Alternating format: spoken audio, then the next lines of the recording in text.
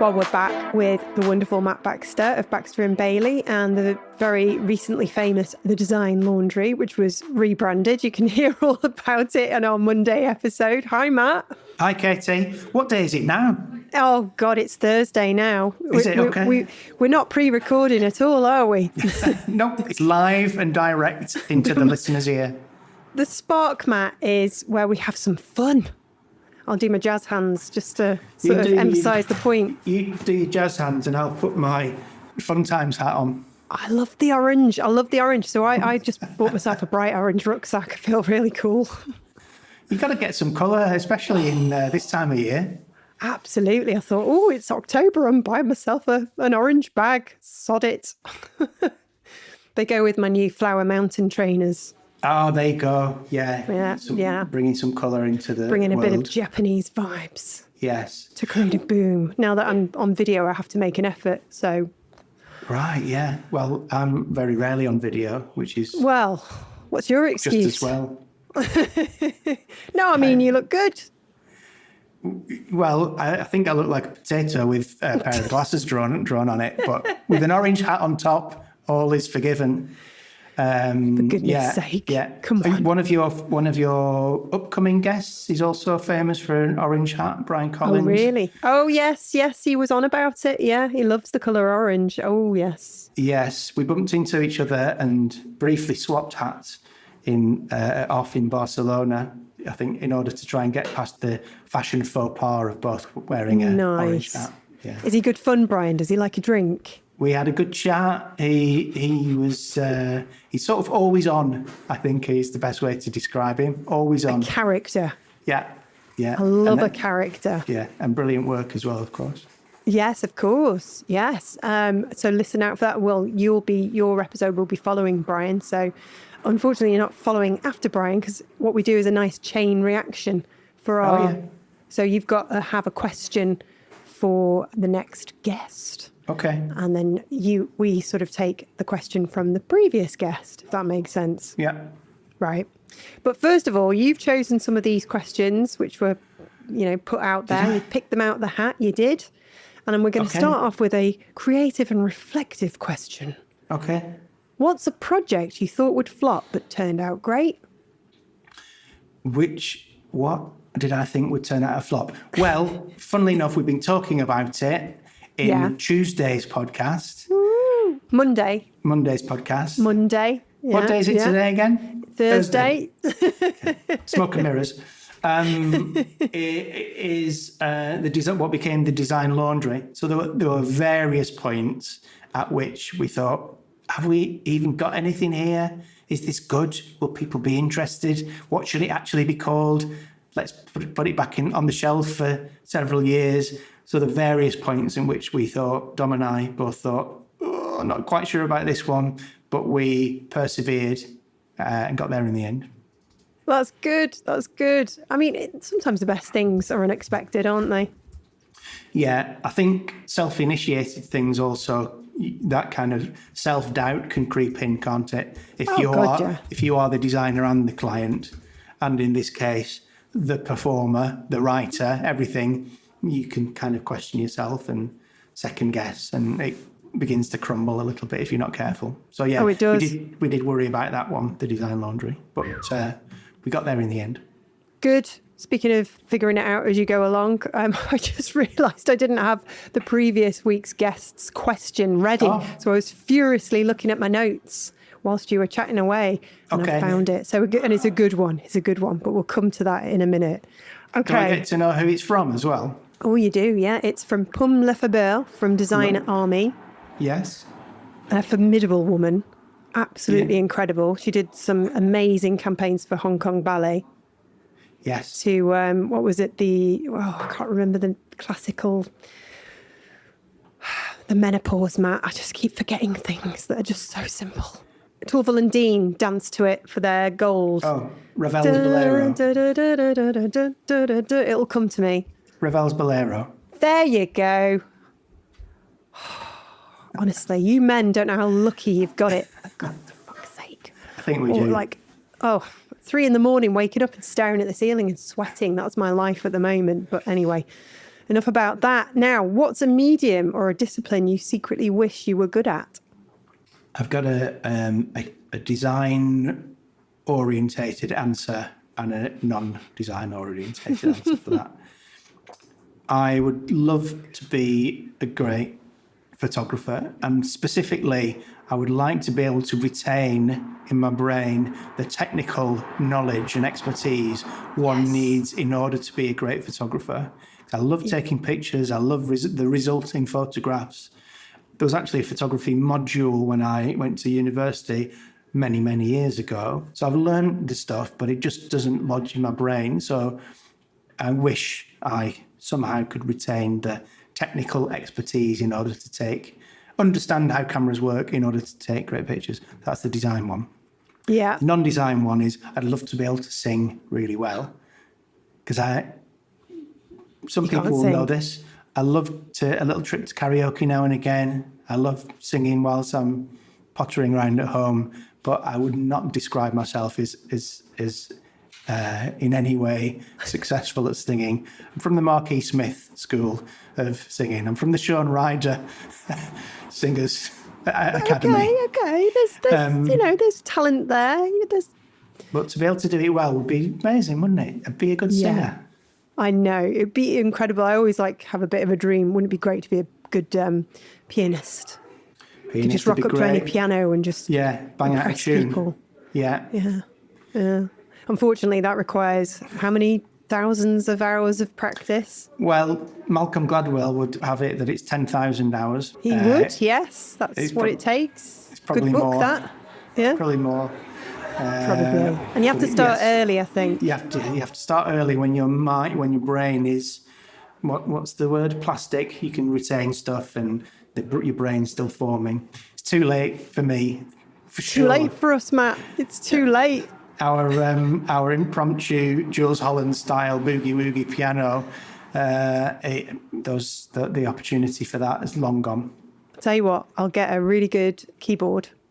I'll come down to the next event you have on, and you and I'll just get up on stage and we'll just completely improvise. We'll roll out the barrel. We've been practicing, and then we'll just do it for comedy effect. No one will know what we're doing there. They'll think that you're about to do a haunting rendition of something. They'll think that I've been playing piano since, I was 7 years old. It's not the case. You've probably got a very nice voice, but I can't play the piano. So I think together we will, entertain, which, kind of goes halfway to fulfilling your dream, which I presume is you enjoy making people laugh. You enjoy being on a stage and entertaining people, I guess. Yeah, although, well, maybe. I don't know. Maybe. Yeah, it would be nice to sing. Join a choir. You'll get better. Yeah, that's a good idea. Yeah. Join a choir. They always find a place for you, even if it's at the back. It's true. Yes. Yeah. Okay. I will definitely consider that, Katie. Yeah. Okay. All right. Now, speaking of skills and talents, have you ever been creatively jealous of someone, and how did you handle it? There's a short answer to that, and that is all the time. I'm creatively jealous all the time, and it's a good thing and a bad thing. I think a little bit of creative jealousy is quite a motivating force. However, it is also quite destructive and problematic. And it's usually, creative jealousy is usually triggered by social media and people's perfect Instagram presentations of their amazing work. And the way to deal with it is to not look at Instagram. Yes, I have the same thing, but with people's outfits. Ah, right. Okay. Because I'm shallow and vacuous. I mean, the algorithms are successful for a reason. They know what pushes our buttons. And the answer is just not to look at this stuff. I by way of an experiment, this weekend, we've just come through, I decided I would not open Instagram at any point through Saturday and Sunday. And as a result, I didn't feel jealous of anybody else's brilliant work. I didn't feel I needed to buy that T-shirt or that hat. Or that orange bag. Or that orange bag. And I got some stuff done as well. It was Fab. a good and successful experiment. Yeah, it's mad, isn't it? We're all sort of, I'm 47 and even I get these sort of silly emotions and it's just a damn app. Flipping heck. Yeah, but designed very cleverly to do exactly that, I think. Make us feel inadequate, that we're not enough, that we're not dressed smart enough, that our houses are shit, that we need to buy this, that we need to consume. Yeah. I had this conversation about specifically about interiors, that interiors aspect of Instagram. And somebody told me, and it may not be a thing anymore, I don't know. Somebody told me that there is a website called There Is Nothing Wrong With Your Home to try and counter this. I love that. There is nothing wrong with your home. Yeah, or your house or something. I've got this weird desire to buy striped coloured candles and completely swap my sofa for something more mid-century modern. It's just, I don't know where it's coming from. It's probably coming from Instagram. Probably, yeah. It's clever but invasive stuff, isn't it? Don Bailey, my business partner here at Baxter and Bailey, he's much better at kind of separating himself from the influences and the kind of the insidiousness of social media in that way. I'm more of a sucker for it myself. I mean, it is a good way to see brilliant work and probably the fastest way to see brilliant stuff that other agencies and creatives are doing. But yeah, it is, for me, a surefire route to huge creative jealousy. Surely everybody feels like that, don't they? Oh, of course they do. But we are entering an era, or have been for the last couple of years, of de-influencing. Oh yeah, go on. What does that mean? Well, it's kind of doing the opposite of influencing, although it's still kind of influencing. It's just basically saying, don't buy this, don't use this face cream, don't buy the orange hat, do this instead. Or, no, I love the orange hat. I wasn't being mean. I love the orange hat. Do you want to see my orange bag? Yeah, go for it. Okay, hang on. I have to go and get it. All right. Hang on. I'll go and get the orange bag. Gosh. While Katie's away, please may I draw your attention to our agency website, baxterandbailey.co.uk. That's Baxter, A-N-D, Bailey.co.uk, where you'll see all of our work, meet the team, find out what we're up to. I hope she won't mind that brief advert. There you go. It's by a brand called Beams. Isn't it lovely? It's good that, yes. It's the most impractical thing. It's only got a drawstring at the top. The straps are really flimsy. Yeah. It was an insane amount of money, but I got it in the sale. And it's like a rare sort of collaboration with somebody called... Oh, I haven't got my glasses on. iMock. Oh, Isn't it beautiful? It's great. Yeah, perfect. I just love it. Beams, they're Japanese, aren't they? Is that right? Yes, Japanese. Does this mean I'm in there with the cool kids now? I think it probably does, yeah. I think you're definitely with the cool kids. I've been trying all my life. There's a swanky men's clothes shop here in Brighton called Pegs and Son. Oh, I know it, yes. They're lovely people. I include them in our Christmas gift list sometimes. Right, well, they sell amazing things, but they've definitely got me clocked as one of their, the kind of classic creative industry 50-plus shopper. And they always say two things to me when I go in there. They usually tell me that something's made on a one-of-a-kind Japanese loom. That doesn't exist anywhere, this denim or whatever it happens to be. They tell me that. They know how to get you. Yeah, but they also, and this, what does this say about what they think of me? They also say this to me: it washes really well. That's brilliant. It washes really well, sir. I'm in. Where do I sign? Yeah, exactly. Yeah. Here's my checkbook. Yeah. God, there's a sign of my age. Checkbook. When was the last time we had a checkbook? Bloody hell. Yeah. I did a big clear out of our office at home the weekend, and I found a checkbook last used about 15 years ago, I think. Good grief. I wouldn't even dare to think when we last used one, but it was probably around the same time. I remember having a lesson at school telling you how to write a check and how important it was to write a check properly. Same. Yeah, and how to do our signatures and all that. Yeah. Yeah, God. are you of an era where you also had to fill in a form with the things that you liked doing, and they sent it to a big computer in Edinburgh called the Yes. JigCal, which was about the size of a house, apparently, this computer. Yeah. And then a few weeks later, you get a piece of paper telling you what job you could do. Yeah, it was a journalist, somebody who works in public relations, or what was the other? A lawyer. There you go. They'd obviously honed it a little bit by the time you used it. Told me that I should think about being a butcher. How did it come to that? Did you Don't say I know. like sausages? I think it may have admitted to a fondness for pies, perhaps. I don't know. We've got a butcher in our family and a carpenter and lots of miners. My parents were teachers. We definitely had some journalists in our family as well. Right. Yeah. It's interesting, isn't it? I like looking back and seeing what people did. Yeah, I like a me good too. family tree. Yeah.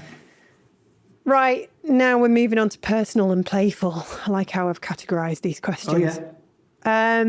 Let me think. You've picked quite a few here, so I'm going to pick one. Ooh. What's a scent or a smell that instantly takes you back to a memory? This particular scent takes me back just to the general idea of childhood and play rather than a very specific thing. But it is the one smell that's absolutely surefire, guaranteed to transport me as soon as I pop the lid off and have a smell, and that is Play-Doh. Yes! Holy Christmas, that's some special magic going on there. Do you know? Instant transportation. Absolutely. That is, yeah, same.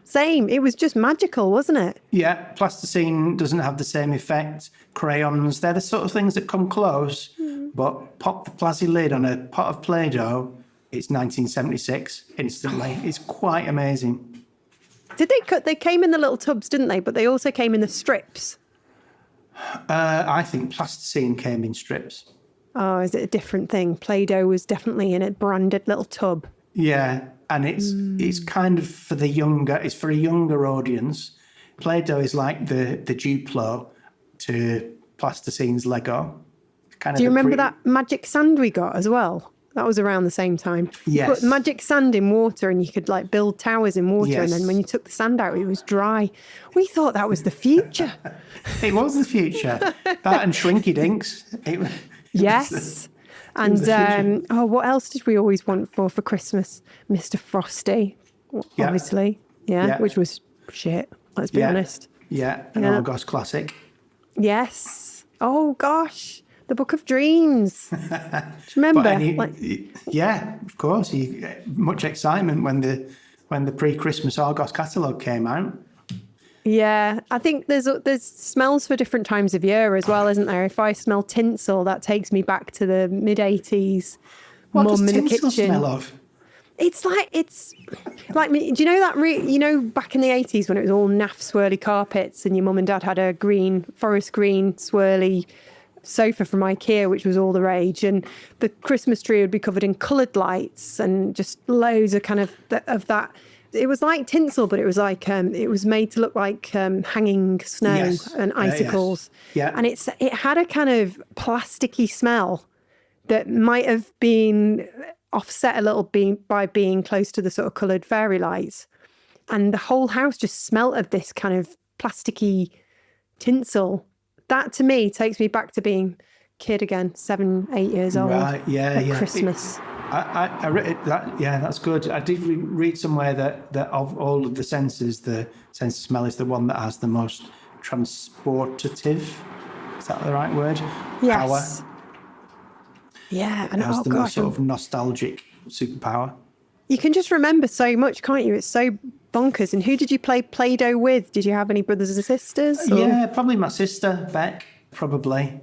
And, this says a lot about some of the qualities that make for good designers. I was very particular about not mixing up the colours. You end up with sort of grey sludge, don't you? You do. With plasticine in particular, but I think Play-Doh had the same issue. It becomes this sort of grey, non-colour if you mix them together. I was very, very particular about that. Don't cross love the streams. Oh, don't cross the streams. No, brilliant film. It's almost time as well. October. It's almost time to watch it again. Nearly, not quite. Not quite. Maybe the night before. Ooh, what's something you'd love to believe in? Speaking of, superstitions and all the rest, even if it's not real. I was going to say I've got a boring answer for this one, but hopefully not boring, but it's quite worky. It's quite a sort of worky related. So lots of people will have this model in their minds when it comes to new projects, and it's the 3 R's. Have you come across the 3 R's? Yes, yeah. And so given that you know them, just remind us what they are. I'll try and remind you, and if I can't remember, you remind me. So I think it's remuneration, recognition, and reward. Right. So that means that I thought there were different R's, but never mind. Carry on. These are my R's. Remuneration, recognition, and reward. So remuneration, will you get paid well for this thing, this project? Recognition, is it the kind of project that you'll be proud of, you can show to people and will generate interest and more work? And reward, will it be enjoyable to work on? Will it feel good to the studio? And it's generally said that you need to pick 2 for any new project. You're only ever going to get 2 of those out of 3. So you might be paid well and it'll feel good, but nobody will be interested, or however that works. So pick 2: remuneration, recognition, and reward. And I think they're rare, they're unicorns, but I want to believe in projects that have all 3. They're out there. You come across them now and again, and they're a delight. But I believe in those 3R projects. We believe in them. They're going to come to you. Exactly. Yeah. Might have to stop sharing all your mistakes in the design laundry, though. Just to sort of up your chances. Yeah. I'm Maybe. only joking. Yeah, maybe. Well, you're in the age of de-influencing. It's fine. The honesty and the credibility. What is it? Trust is authenticity now. Okay. Yeah. Yeah. I'm not quite sure what that means, but it's... Neither do I. I think you just got to be real. There's a song in it, Actually, that's a question I didn't ask you. If you're going to get up and do karaoke, what's your song of choice? Okay, so I have a... number 1 absolute go-to. I've got to be really careful about which point in the evening I deploy this, because it's a total throat shredder, and it can mean that any subsequent songs are quite difficult to perform because of the impact of this song. But I do very much enjoy, and some of my friends and family will confirm this, I do very much enjoy singing Ace of Spades by Motörhead. Oh my God. Because it's short, it's fast, it's loud, and if you lift the microphone up, you even look like Lemmy a little bit, even if you haven't got massive mutton chops. And it's good fun, but it to the non-trained vocalist, it takes its toll on the throat. Yeah. But like the previous answer to the previous question, you've hit 2 things out of 3 there. You might not have the voice that you hoped for, but you've entertained and you've made people laugh. There you go. Good value for money. There you go. Yes. Yeah, that's good. All right, so you've set the table. You've got a chance to have a dream dinner guest. Dead or alive, who will it be? I've actually got a bit of a blank on this. I've got a question. Yeah, it is a tough one.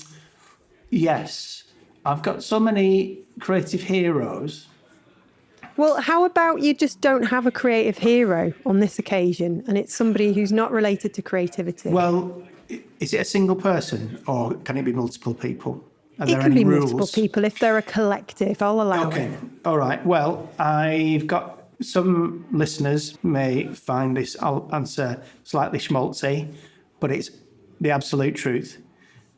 So I've given, it's a classic question, isn't it? And so inevitably I've given it thought over the years and thought about lots of amazing, inspiring, creative people from all walks of life that I'd like to sit down and chat and eat dinner with. But then you think, God, the egos would be ridiculous. You'd never get a word in.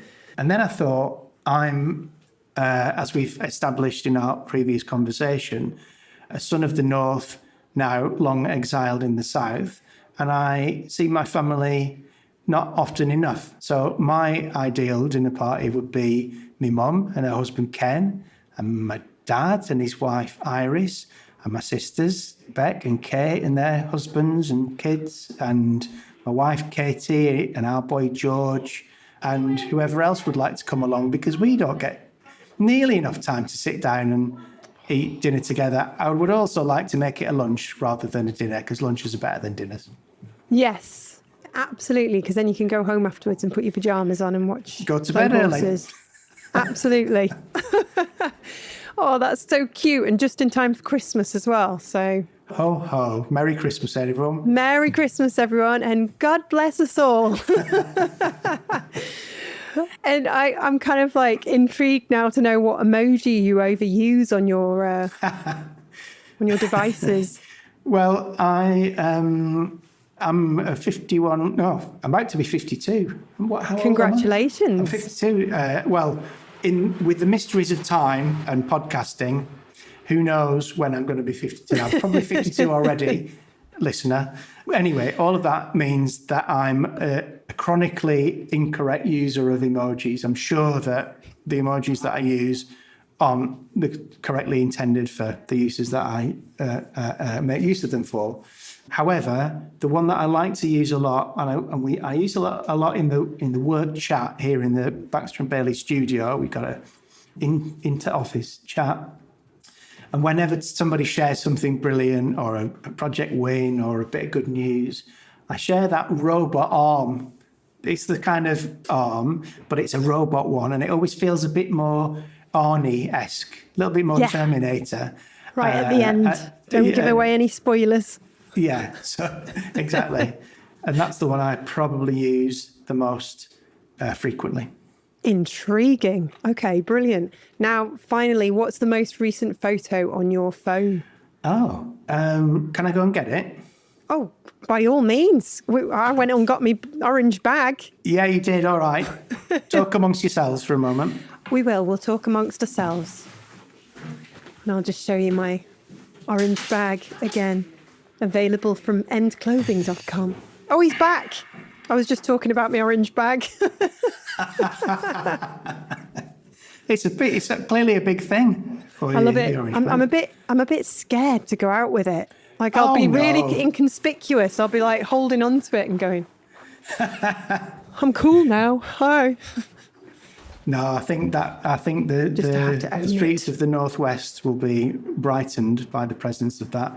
So my home screen is my son, George there. George.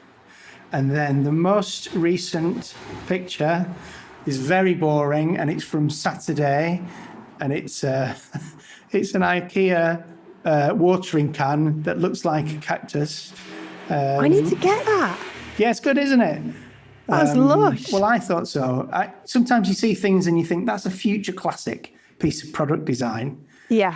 And I thought, and I snapped it and I sent it to my wife and said, just saw this, and she was in France at the weekend. I just saw this. I thought you might like it. Shall I get it? She said, no. She says, put it down, put it away, and don't get any more bloody tea lights. We've got enough. Step away from the novelty watering can and exit. Get out I didn't of get there. it, but I thought it was worth pondering at least.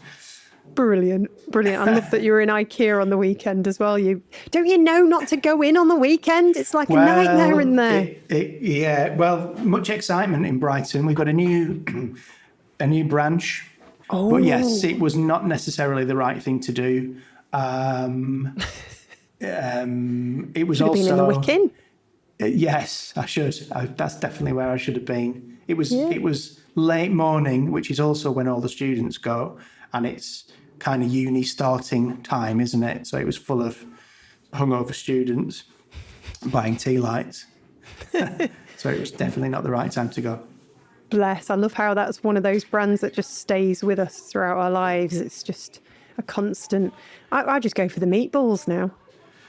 Yes, that was a popular choice as well. That actually as well, the did make me think of one of your other questions that you had in mind, which was about guilty pleasures. Oh, right? yes. It's kind of connected to going to IKEA and buying novelty watering cans and eating meatballs. What's your guilty pleasure? And I really dispute the idea of guilty pleasures. Again, maybe it's an age thing, but I think that life is full of taste fascists telling you what's cool and what isn't. Fuck them all. Like what you like. Am I allowed to say that on Creative Boom? You can indeed. This is the age of de-influencing. We can be honest. Okay. Apologies, listener, if that's not the kind of language you've come to expect. Yeah, like what you like, as long as it's not sort of destructive in any way. Like the music that you like, read the comics and books that you like, go and see the films that you like. Nothing's a guilty pleasure, for goodness sake. Yes, get over yourselves. What a silly question. Who would ask such a question? I think it's a good question, Katie, because it gives people like me an opportunity to rant.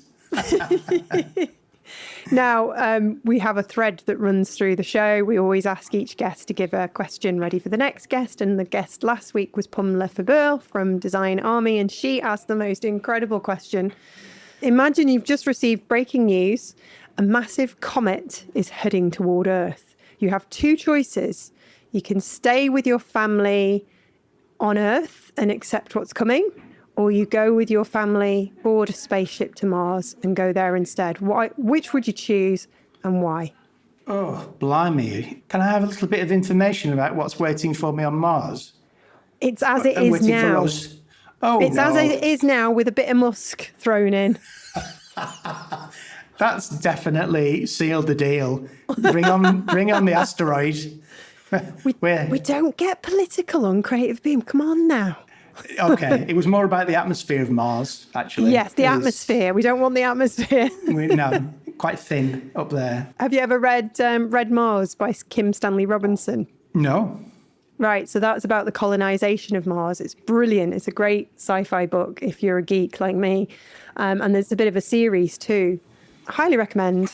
But yeah, even if there had been a sort of setup, so to speak, and you could go there and survive, I think I would just rather stay on beautiful green Earth. Yes. And accept your fate. Yeah, wait for the explosion. Yeah, that is a good question. I'm actually going to see John Grant on Thursday night, and he sings a song called Mars. Oh, there you go. You'll be thinking of this wonderful question and hopefully smiling and chuckling. Now, have you got a question, my love, for the next guest? Yes, you've put me on the spot there, Katie, which I know is the point. So, yes, here's one. How about this?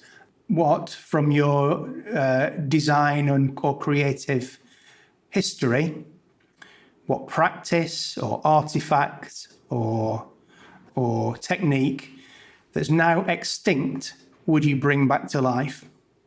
Ooh, that's a good one. That's a really good question. So that's going to be put to our next guest, which will be actually, I don't know if it will be Joy from DNCO. I think it might be. Sorry, Joy. Sorry, Joy. Yeah, so you've got to think about that, love.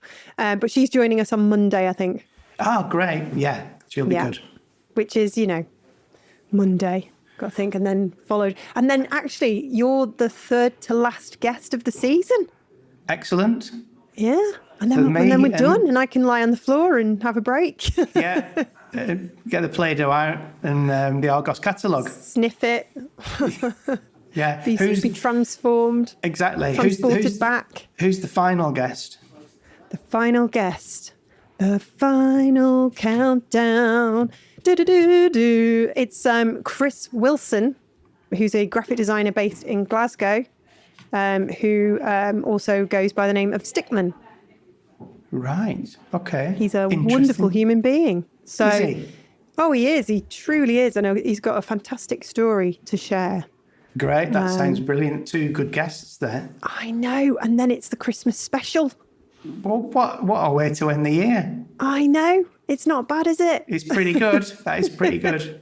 Well, Matt, thank you so much for coming on the Creative Boom podcast. It's been wonderful. You've been an absolute sport, and we will hopefully catch up with you very soon. Thanks for the invitation, Katie. It was brilliant fun. I thoroughly enjoyed it. Thank you.